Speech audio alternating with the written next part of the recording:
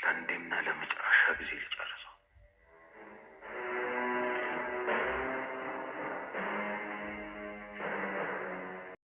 ሮቤል ወንድሙ አድናን ያደረገው ሁሉ የኔ ነው ብሎ ያምናል። ዛሬ ሉሃና ከአድናን ጋር ነጻ የፍቅር ጊዜ እያሳለፈች ነው። ዛሬማ ለአንዴና ለመጨረሻ ጊዜ ሊጨርሰው ይገባል አለ። ወደ ኩሽና ማመራ።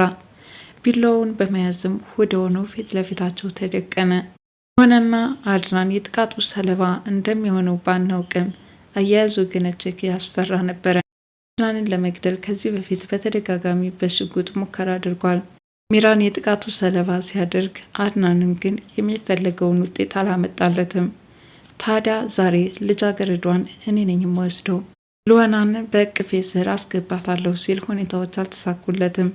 ወይኔና የሚበሉ ነገሮች ሉሃናን ለማስደሰት አስተካክሎም ጠበቃት። ሉሃና ግን በነገሩ ፈቃደኛ ሳትሆን ከመኝታ ክፍል በመሆንም እዚህ ክፍል ድረስ መታ አንድ ነገር እንድትለኝ አልፈልግም ስትል በሯን ዘግታ ስትከራከር ቆየች። እነዚህም ሁሉ ሙከራዎች ሞክሮ ሮቤል አልሳካለት ሲል ከክፍል ተምዘግዝጎ በመምጣት አድናንን ሊጎዳው ቢላዋ ይዞ ተሰልፏል ማለት ነው። ሰላም የሉሃና ድራማ ተከታታዮች እንደምን አላችሁ? በያላችሁበት በዓለም ዳርቻ ሰላማችሁ ይብዛ እያልኩኝ ክፍል 25ን ዛሬ እንመለከታለን። በባለፈው ክፍል በግብግብ ወቅት አድናን ላይ ለመተኮስ ትግል ገጥሞ በነበረበት ወቅት ይህ ሽጉጥ ተባርቋቸው ሚራ ላይ አርፎባት ሚራ ለከፍተኛ ጉዳት ተዳርጋለች። እሷን አፋፍሰው ወደ ሆስፒታል ወስደዋታል። ሆስፒታል ከገባች በኋላ የሚቻለውን ያህል ርብርብ አድርገውላት ሚራ ህይወቷ በሰላም እንዲተርፍና ደህና እንድትሆን ሆኗል። ታዲያ ሆስፒታል ተሰባስበው በሄዱበት ወቅት ሮቤል ግን ምናለ ሚራን በዛው ይዛ ጅው ብትል ሞት ሆይ መላከ ሞት ቅረባት እያለ እየጸለየ ነበረ። ወደውንም ወደ ቤት ከተመለሰ በኋላ ሉሃና ስትመለስ ከእሱ ጋር ለማመቻቸት እየሞከረ ነው። ሆኖም ሉሃና እስከምትመጣ ድረስ በጉጉት እየተጠባበቀ ነው። ሚራ ግን አምላኪ ወይ ወደዚህ ቤት እንዳትመጣ ሲል ሲማጸን ነበረ። ሉሃናም የሚራን ደህንነት ካረጋገጠችና ደህና እንደሆነች ካየቻት በኋላ ቀጥታ ወደ ቤት መጥታለች። ሮቤልም ማንም እንደሌለ አውቆ ከውልቸር ተነስቶም እነዚህ ወይኖችንና የሚበሉ ነገሮችን ማስተካክሎ ጠብቋል። የፍቅር ሰረሞኒ ይሆን ዘንድ ማለትም ስጦታ ሊያበረክትላትም እንዲሁ እየተዘጋጀ ነው። እና ድንግል ነኝ ባለችው መሰረት ዛሬ ከእሷ ጋር ካልተኛው አድናን ሳይቀድመኝ እኔ መቅደም አለብኝ እያለም ነገሮችን እያመቻቸ ነው። ሉሃና እንደመጣች ቀጥታ ወደ መኝታ ክፍሏ ታመራለች። በር ላይ ቆሞ ሉሃና እባክሽን ክፈችኝ፣ ብቻዬን ማደር ፈርቻለሁኝ፣ ምንም አይፈጠርም፣ እኔና አንቺ ግፋቢል ብንተቃቀፍ ነው ወዘተረፈ ይላታል።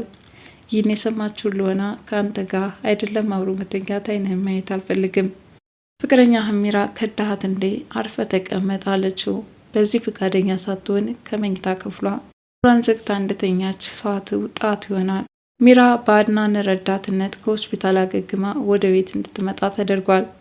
ታዲያ ወደውን እንደመጣች አድናን ያገዘችው የኔ ልጅ ነው እያለ እንክብካቤ እየሰጣት ነው። ይህ ከመሆኑ በፊት ለሉሃና አንድ ወጥመድ አጥምዶባታል ሮቤል ተብዬው። ይኸውም እንግዲህ መውለድ እንደማይችል በሕክምና ከጤናው ጋር ተያይዞ እንደተመረመረና እዚህም እንዳረጋገጠ ለሉሃና ነግሯታል። ምናልባት ሉሃና ከእሱ ነፍሰ ጡር ሆናለሁ ወይም አረግዛለሁ የሚል ስጋቷን እንዲቀርፍላት ይመስላል ሌላኛው ወጥመድ። በጣም ያሳዝናል። አድናን ይሄን ያውቃል እንዴ አለችው። አዎ በሚገባ ያውቃል። ለዛም እኮ ነው ስለማልወልድ ጭምር ነው አድናን ዛሬ እኔን ላፈር እያለ አላስቀምጠኝ አለ በማለት ሉሃናን ለማሳመን ብዙ ነገር እያለ ነው። ታዲያ ለሚራ የልጅ አባትነትም ቦታ ያልሰጠው ለዚህ እንደሆነም ለማስረዳት ሞክሯል። ይህ ያለበት ምክንያት ደግሞ ሉሃና ምን ነው ያረገዘችው ያንተ ልጅ እኮ ነው፣ ብዙ ጊዜ ሰዓቷን የምታሳልፈው ከአንተ ጋር ነበረ፣ ከአድናን ጋር ከመተኛት ይልቅ ከአንተ ጋር የምትተኛበት ቀን ይበልጣል በማለት አስረዳችው። ለዚህ ነበረ አለመውለዱን ያረጋገጠላት። ይሁን እንጂ የሮቤል መላምት በፍጹም ከእውነት የራቀ ነበር። ታዲያ ይህንን ስትሰማ ሉሃና አድናን ለካ ለዚህ ነው ልጁ የሱ እንደሆነ ማረጋገጥ የቻለው አለች በሀሳቧ ጭልጥ ብላ። ከሆስፒታል ከተመለሰች በኋላ ሚራን እንክብካቤ ሲያደርግላትና ምንም ቢሆን የልጄ እናት ናት፣ ስለዚህ ለልጄ ደግሞ አባት ያስፈልገዋል፣ ካጠገቧ ሊሆን ይገባል በማለት ምግብ ይዞላት ወደ ክፍል ይገባል። ገና ከክፍል በሩ ከፍቶ ሲገባ ተው ማንንም አልፈልግም፣ ምግቡን እንደው አምጣ ራሴ እቀበልሃለሁ አለችው። ሚራ ምን እየሆንሽ ነው? እባክሽን ተረጋጊ። አንዴ ለተፈጠረው ስህተት ይቅርታ ጠይቄሻለሁ። ሆን ብዬ ሳይሆን ደግሞ የነበረውን ግርግር አንቺም አይተሽዋል በማለት ስለተኮሰባት በተደጋጋሚ ይቅርታ እንደጠየቃትም እየገለጸላት ነው። እሷም ገለህ የነበረ አለችው። ይቅርታ ደግሞ ከምንም በላይ ነው። አሁን ያንተን ይቅርታ ክክለ ብለው ክፍሉን ለቀውጣለኝ አለችው። አድናንም በዚህ ሁኔታ ክፍሉን ለቆ እንዲወጣ አደረገችው። በመጀመሪያ ልሆና እባክህን ከአንተ ጋር ጊዜ ማሳለፍ ፈልጋለሁ አብረን እናምሽ እያለች እየለመነችው ከሚራ ጋር አይ ለዛሬ እሷ ጋር መሆን አለብኝ በማለት ትቷት መሄዱ በጣም በስጭቶታል፣ ማለትም ቆጭቶታል።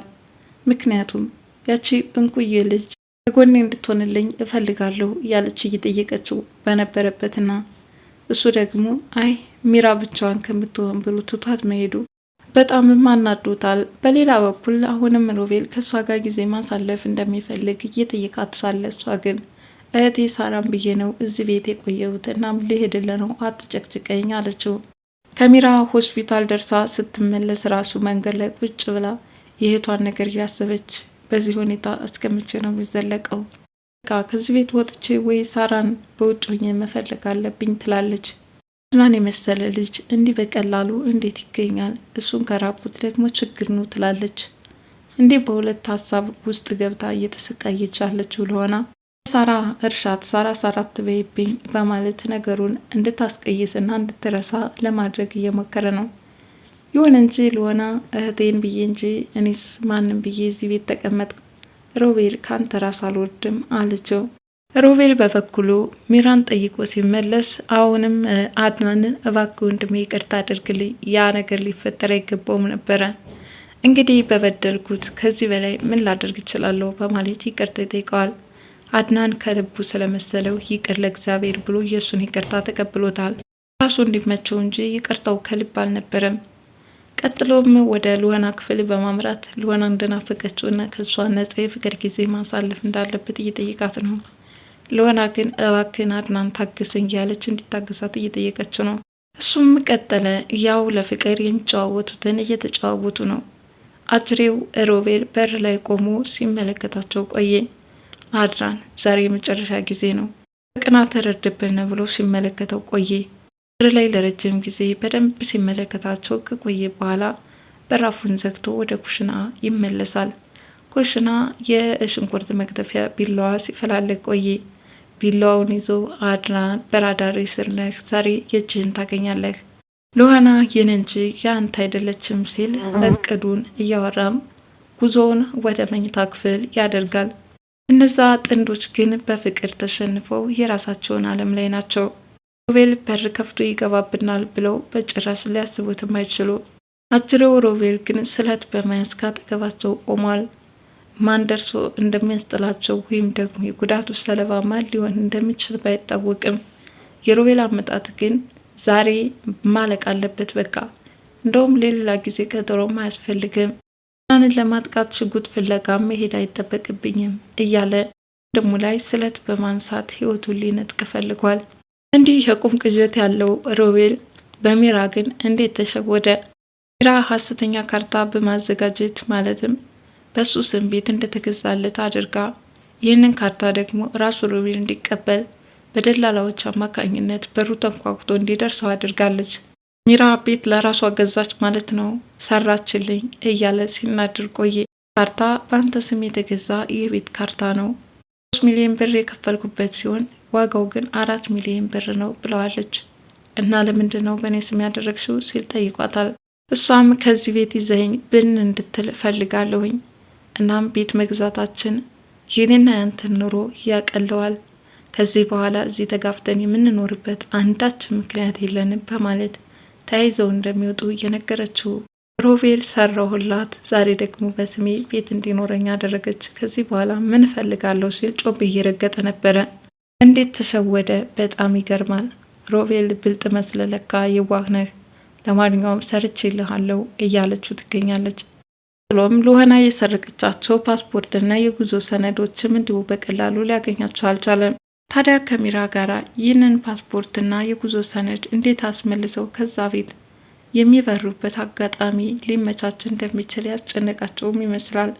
በዚህ ሁኔታ ያለው ሮቤል በወንድሙ የጨከነበትና ዛሬ ላይ ህይወቱን መንጠቅ አለብኝ አንዴና ለመጨረሻ ጊዜ ያለው እቅዱ ተሳክቶለት አድናንን ይገለው ይሆን ወይስ አድናን ይነቃል? ራሳቸውን ለመከላከል ሲያስችላቸው ይሆን? በቀጣዩ ክፍል የምናየው ይሆናል። ለዛሬ ሉህና ድራማ ክፍል 25 ይህንን ይመስል ነበረ። ለዚህ ቻናል አዲስ የሆናችሁ ሰብስክራይብ ያላችሁ ቤተሰብ እንድትሆኑ በትህትና ጠይቃለሁ። ባይ ባይ።